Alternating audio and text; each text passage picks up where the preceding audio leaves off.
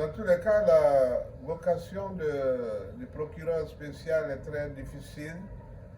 Il s'est vu confier une charge très lourde, très très lourde. C'est l'accusateur par excellence. Il est par essence répressif. Tout ce qui heurte la loi, toute enfreinte faite à la loi, à la légalité, il réprime. Il ne peut pas conjuguer le même verbe qu'un avocat. Il a reçu des dossiers, il ne s'est pas auto-saisi, il a été saisi, et c'est pour cela qu'il y a des cabinets, chambres d'instruction au niveau de la CRIEF, du premier degré, le second degré, la chambre d'instruction est là, la chambre d'appel, la chambre de jugement.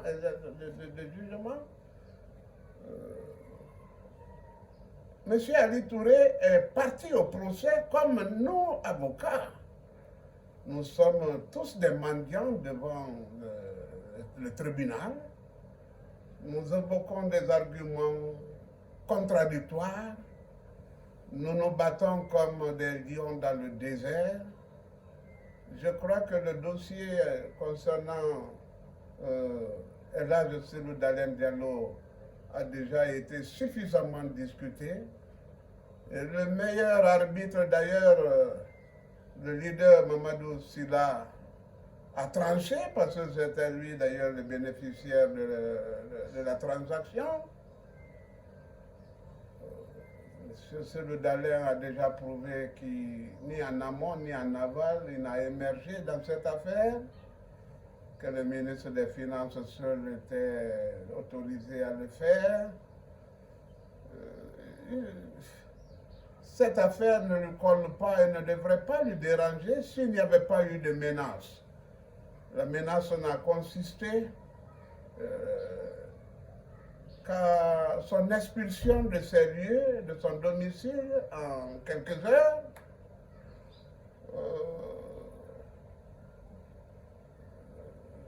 Ce sont des situations qui lui ont fait peur. Il n'avait plus de résidence en Guinée. Sinon, librement, il devrait venir pour être entendu, pour que la vérité que tout le monde sait déjà, mais que l'on veut à coûte éprouver, soit dite. Il a été un gestionnaire de l'État, c'est vrai. Mais je ne crois pas qu'on lui ait imputé quoi que ce soit afférent à sa gestion. En tout cas, à en juger par le dossier en notre possession, il devrait avoir la conscience un peu tranquille vis-à-vis de son peuple, vis-à-vis de tous ceux qui croient en lui, vis-à-vis de ses militants. Trouvons une autre ardoise en ce qui le concerne. Le dossier Erguinet, sincèrement, il peut s'en laver les mains.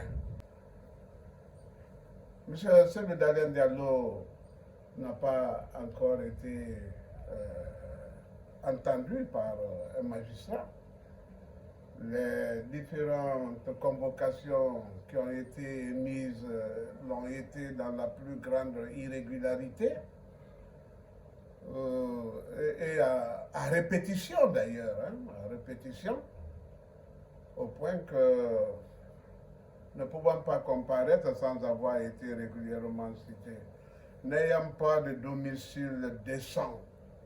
Il n'est pas le seul, il y a le Premier ministre Sylla aussi, se sont vus délogés. Leurs locaux, jusque-là, nous n'avons pas... c'est très sérieux. Des édifices obtenus légalement. Il a eu consenti un prêt à niveau de la Société Générale des Banques qu'il a remboursé. Il a construit Il est habité, il a amélioré. D'ailleurs, il n'est sorti avec rien d'autre que sa valise. Puis son 72 heures, un homme d'État, un ministre comme ça, chef d'une grande entité politique, on vous demande de déménager, je ne sais pas, tous ces équipements que j'ai vus chez M. Daniel, je ne sais pas dans quelle demeure, quelle demeure la contient maintenant, mais sincèrement, c'était un peu arbitraire et c'est pour cela que nous nous sommes adressés à justice, parce que c'est le directeur du patrimoine bâti public lui-même qui s'est occupé de cette affaire. Il y a eu trop d'illégalité dans cette affaire au point que c'est un peu difficile aujourd'hui de lui coller quoi que ce soit. Est-ce qu'il est déjà prouvé que la commission rogatoire est même effective? Est-ce qu'un juge à Dakar a-t-il été déjà désigné? Parce que s'il était, ses avocats en Guinée se seraient déjà rendus pour qu'ils soient entendus. Mais tout ce que dit le procureur spécial entre dans ses attributions. Ce sont des suppositions, c'est possible. Nul n'est au-dessus de la loi. L'extrader pour quelle raison, pour quelle faute, pour quelle inculpation précise, c'est là le problème. C'est ce qui tient tout le monde au cou. C'est ce qui doit embarrasser d'ailleurs le parquet spécial.